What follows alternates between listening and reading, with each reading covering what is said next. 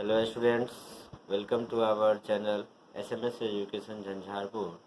In the series of class 6, today we shall study second chapter of civics, the diversity and discrimination. बच्चों, आज हम लोग पढ़ेंगे इस वीडियो के तहत कि डाइवर्सिटी सिविक्स का दूसरा चैप्टर जिसका नाम है डाइवर्सिटी एंड डिस्क्रिमिनेशन, यानी विविधता। आप देख सकते हैं कि मैंने यहाँ पे मीनिंग भी लिख दिया है, उस मीनिंग को आप नोट कर लेंगे। एंड डिस्क्रिमिनेशन माने विविधता, एवं एंड माने एवं भेदभाव। अब विविधता में विविधता और भेदभाव क्या है, इसमें हम लोग इस चैप्टर के द्वारा इस वर्ड्स के बारे में जानेंगे कि डाइवर्सिटी क्या होता है और डिस्क्रिमिनेशन क्या होता है।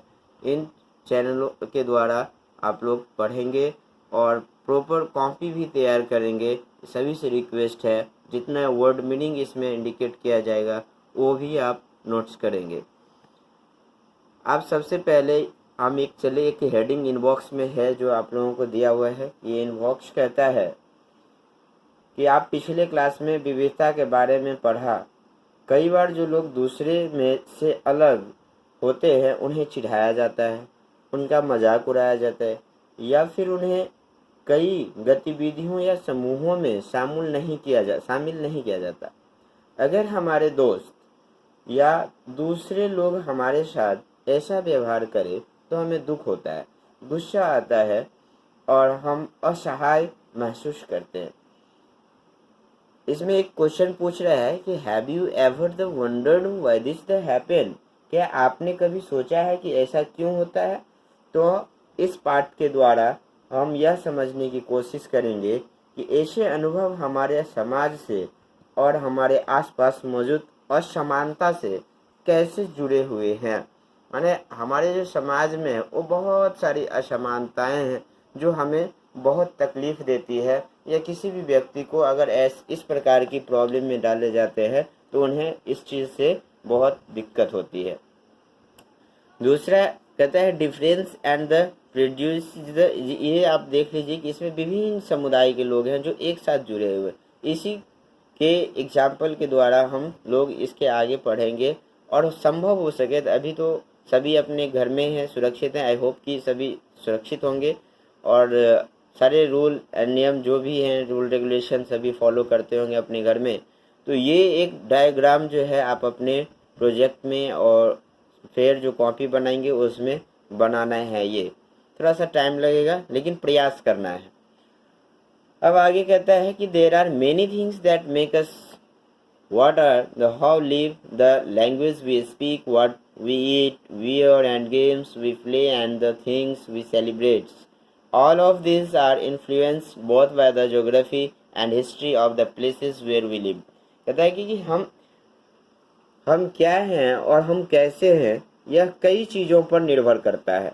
हम कैसे रहते हैं, कौन सी भाषाएं बोलते हैं, क्या खाते हैं, क्या पहनते हैं, कौन से खेल खेलते हैं और कौन से उत्सव मनाते हैं, इन सब पर हमारे रहने की जगह के भूगोल और इसके इतिहास का असर पड़ता है। कहता है कि अगर आप संक्षेप में ही कोई निम्नलिखित बिंदु पर ध्यान देंगे तो भी यह अंदाजा लग जाएगा कि भारत कितनी विविधताओं वाला देश है। ये हम सभी जानते हैं कि भारत विभिन्नताओं का देश माना जाता है, यानी यहाँ पर विभिन्न समुदाय, विभिन्न धर्म को मानने वाले लोग हैं, विभिन्न प्रकार के कपड़े पहनने वाले लोग हैं, विभिन्न उत्सव मनाने वाले लोग हैं, और उसी में तब उसके बावजूद हम लोग सभी एक साथ मिलके रहते हैं। संसार में 8 मुख्य धर्म हैं। भारत में उन 8 भारत माने हमारे देश में कहता है कि there are 8 major religious in the world. Bharat में 8 धर्म हैं जो हम लोग मनाते हैं। भारत उन 8 धर्मों के अनुयायी यानी मानने वाले रहते हैं। यानी विश्व में 8 धर्म जो हैं उन 8 धर्म को भारत में मनाया जाता है, भारत के लोग मानते हैं और हमारे संविधान में इसका पूरा श्रेय दिया गया है उन सभी लोगों को सम्मान करने की। यहाँ 1600 से ज़्यादा भाषाएं बोली जाती है। आप देखिए कहते हैं कि यहाँ the partition India we have more than 1600 languages that are peoples mother tongue and other are more than 100 dance forms. कहता है कि यहाँ पे 1600 भाषाएं बोली जाती है जो लोगों की मातृभाषाएं हैं। यहाँ 100 से भी ज़्यादा तरह के नृत्य किए जाते हैं। अब कहता है कि yet this the diversity is not always celebrated. यह विविधता हमेशा खुश होने का कारण नहीं बनती।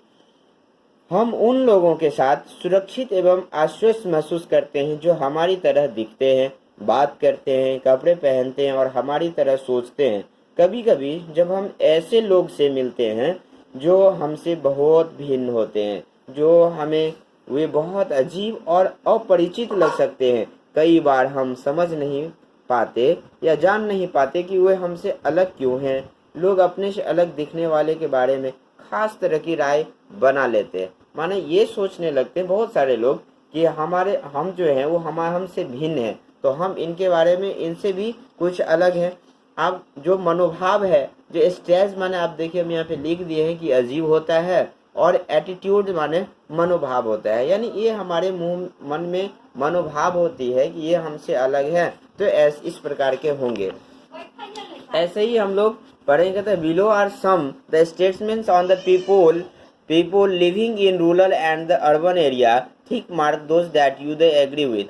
कहता है कि नीचे जो है कुछ रूरल एरिया पीपल लोगों के नीचे के बारे में जो पूर्वाग्रहों के बारे में दिया हुआ है, इसके बारे में हम लोग जानते हैं और समझते हैं कि उन कथनों को देखेंगे कि ग्रामीण एवं शहरों के बारे में सही लगे।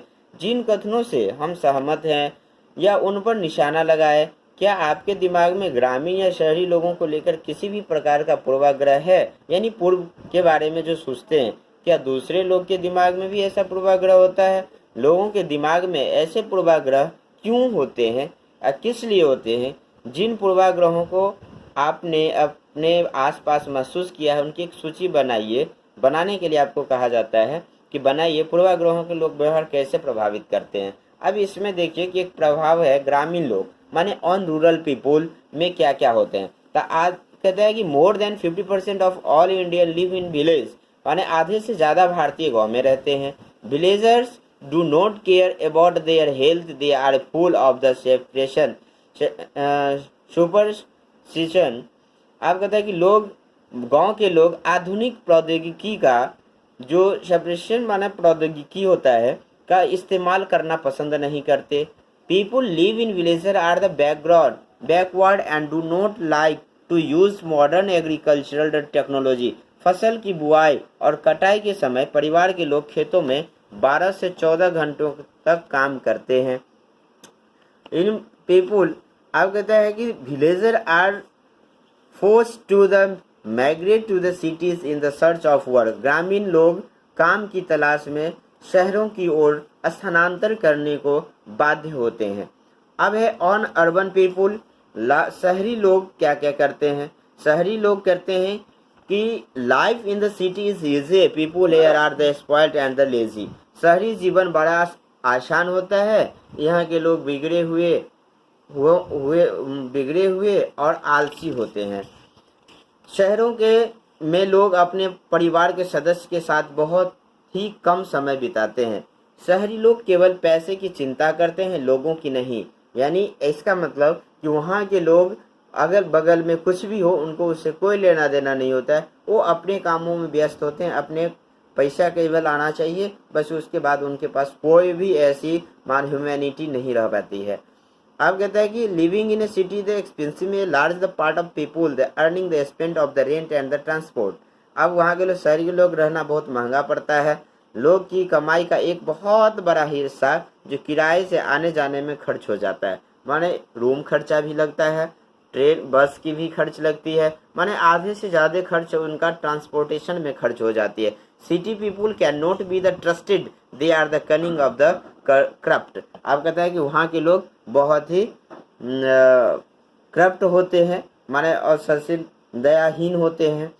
अब कहता है some of the statements above the villager and dirty the agreement जो अनजान कहता है इन एग्रोनेट and the suppression and see the people in the cities as money-minded, lazy, and the cunning. Whenever the opinion about the certain people are always negative, seeing them a lazy, cunning, stingy as some of the statements above them, this the become the prejudices, जिसका meaning हमने आपको लिख दिया है, that we the carry about them. अब कहता है कि इसके बारे में बहुत सारे इनमें से कुछ कथन ग्रामीण लोगों के अज्ञानी की तरह देखते हैं। शहर के लोग जो गांव ग्रामीण के लोग, ग्रामीण क्षेत्र के लोग होते हैं, उनको वो अज्ञान समझते हैं, जबकि शहर में रहने वाले लोगों की आलसी एवं सिर्फ पैसे से सरोकार रखने वालों की तरह देखते हैं। जब हम किसी के बारे में पहले से कोई राय बना लेते हैं और उसे हम अपने दिमाग में बिठा लेते हैं तो वह पूर्वाग्रह का रूप ले लेती है। ज़्यादातर यह राय नकारात्मक होती है, जैसे कि कथनों में यह आपको कहा गया है कि लोगों को आलसी या कंजूस मानना भी पूर्वाग्रह है। आप किसी को मानते हैं कि वह कंजूस है या आलसी है, ये भी एक पूर्वाग्रह है। ऐसा हमारी सोच है कि वह कंजूस है। अब सभी को अपनी अपनी तरह की खर्च करने की एक आदतें होती है, अपनी एक स्टाइल होती है, अपनी जीवन शैली होती है जो रहता है, उसमें हम पूर्वाग्रह में डूब जाते हैं। अब कहते हैं जब हम यह सोचने लगते हैं कि किसी के काम करने का कोई एक तरीका ही सबसे अच्छा और सही है, तो हम अक्सर दूसरे की इज्जत नहीं कर पाते जो उसी काम को दूसरी तरह से करना पसंद करते हैं। उदाहरण के लिए, अगर हम सोचें कि अंग्रेजी सबसे अच्छी भाषा है और दूसरी भाषाएं महत्वपूर्ण नहीं है, तो हम अन्य भाषाओं को बहुत नकारात्मक रूप से देखेंगे। बहुत ऐसे लोग होते हैं जो बहुत स्पीड इंग्लिश बोलते हैं और कोई ऐसे भी व्यक्ति होते हैं जो इंग्लिश नहीं बोल पाते हैं, तो इंग्लिश बोलने वाले लोग वो हिंदी बोलने वाले लोगों को सोचते हैं कि ये इसका कोई महत्व ही नहीं है, तो उसको एक पूर्वाग्रह पसंद नहीं करते हैं।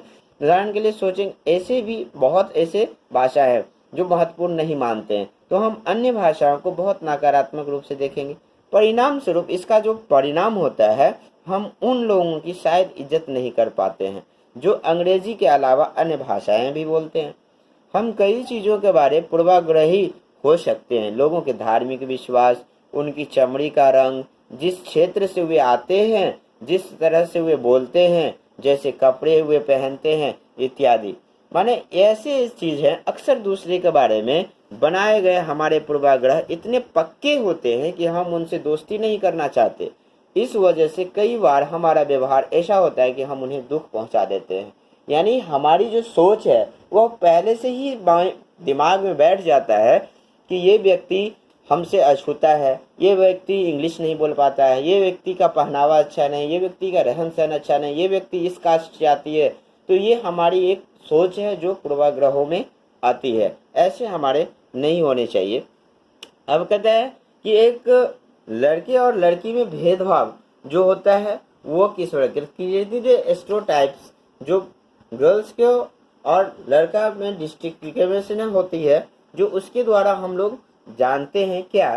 तो कहता है कि समाज में लड़के और लड़कियों में कई तरह से भेदभाव किया जाता है। हम सभी इस भेदभाव से परिचित हैं। बहुत ऐसे भी हैं कि नहीं भी होंगे, और या अपने बुजुर्गों से, घर के जो बुजुर्ग होंगे या अगल बगल के कोई होंगे जानकार होंगे, उनसे भी जान सकते हैं कि इसमें भेदभाव होता है। हम सभी इस भेदभाव से परिचित हैं। एक लड़का या लड़की होने का अर्थ क्या होता है? आप में से कोई लोग ऐसे भी कहेंगे कि हम लड़के या लड़की की तरह जन्म लेते हैं, यह तो ऐसे ही होता है, इसमें सोचने वाली क्या बात है। ऐसा बहुत आदमी सोचता है कि लड़के को भी जन्म लेना पड़ता है और लड़की को भी जन्म लेना पड़ता है। जितना मेहनत लड़की को आने में लगता है उतना ही मेहनत लड़के को भी आने में लगता है। इंसान वो भी है, इंसान ये भी है। फिर इसमें एक सच्चाई है, वो क्या है? तो हम कुछ नीचे आपके इसमें पॉइंट्स होता है कि आप देख सकते हैं कि इसमें इस सच्चाई क्या दिया गया है। कहता है कि नीचे देख कथनों की कुछ ऐसी तालिका में जो ये दिया है, इसको आप देखिए और पढ़ के गर्ल्स को और बॉयज़ में जो डिफरेंस है इसमें आप कुछ अपनी तरफ से पॉइंट्स लिख सकते हैं। कहता है कि वे बहुत ही सुशील हैं, उनका बात करने की तरीका बड़ा सौम्य और मधुर है, वे शारीरिक रूप से बलिष्ठ है, वे शरारती है, वे नृत्य करने और चित्रकारी में निपुण है, वे रोते नहीं हैं, वे उद्यमी हैं, वे खेल में निपुण हैं, वे खाना पकाने में निपुण हैं, वे भावुक हैं। ये ऐसे यानी दे आर द इमोशनल, ये सारे इसमें हम पढ़ते हैं। लेकिन इसमें आपको कुछ और भी दिया हुआ है जो आप इसमें गर्ल्स और बॉयज़ में क्या डिफरेंस है उसे आप अपने शब्दों में 5 शब्द लिख सकते हैं और इसे भेज भी सकते हैं। ऐसे ही कुछ पूर्वाग्रह हैं जो सभी लोग इससे जुड़े होते हैं, जानते हैं कि इसमें कैसे लोग अपनी अपनी भाषाओं को समझने की कोशिश करते हैं, जानने की कोशिश करते हैं और इससे डूबे हुए होते हैं। तो हमें ऐसा करना चाहिए कि इस तरह से किसी भी ऐसे व्यक्ति को जो हमें दुख नहीं पहुंचाना चाहिए। अब यहाँ पे देखिए कुछ मीनिंग है जो हम लिख दिए हैं।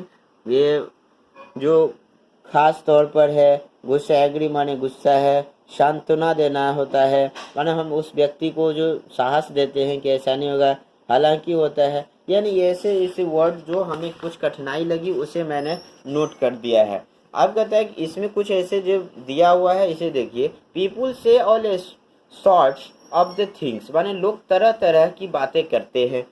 यू लुक सो, तुम दूसरों से कितनी अलग दिखते हो। और इसमें है इज हर माइंड ओके, क्या उसका दिमाग सही है। ये इसके द्वारा हम लोग कुछ समझते हैं। अब आपके इनबॉक्स में कुछ लेटर, इसमें हमारे बुक में इतना फ्रेश नहीं है, आप लोग अपने बुक में देखेंगे कि कहता है ऊपर के चित्रों में जो बच्चे उन्हें पहले विकलांग कहा जाता था, उस शब्द के बदलकर आज उनके लिए जो शब्द प्रयोग किए जाते हैं वो खास जरूरतें वाले बच्चे, उनके बारे में लोगों की पूर्वाग्रहों को यह बड़े बड़े अक्षरों में कहा गया। साथ में उनकी अपनी भावनाएं और विचार भी दिए गए हैं। वे बच्चे अपने से जुड़ी रूढ़िबद्ध धारणाओं से बारे में कहते हैं, इस पर चर्चा करते हैं। आपकी राय में क्या खास ऐसे व्यक्ति वाले बच्चों को सामान्य स्कूल में पढ़ना चाहिए या उनके लिए अलग स्कूल होने चाहिए? अपने जवाब के पक्ष में तर्क दे सकते हैं, ये क्लास में बोल सकते हैं, अपने बड़ों से डिस्कस करते हैं। Stay in a home and discuss your the parents and the elders and the teachers everyone तो ही how to the change and the आपका व्यवहार उसमें कैसे होगा, किस प्रकार से होता है, इसके बारे में हम उन सभी से पढ़ सकते हैं और जानने की प्रयास करते हैं। अब कुछ ऐसे भी होते हैं कि हम लोग उसमें कहते हैं कि if we take to the statement they don't the cry, you will see that this a quality that the generally associated। अगर हम इस कथन को लें कि वे रोते नहीं तो देखेंगे कि गुण आमतौर पर लड़कों या पुरुषों के साथ जोड़ा जाता है।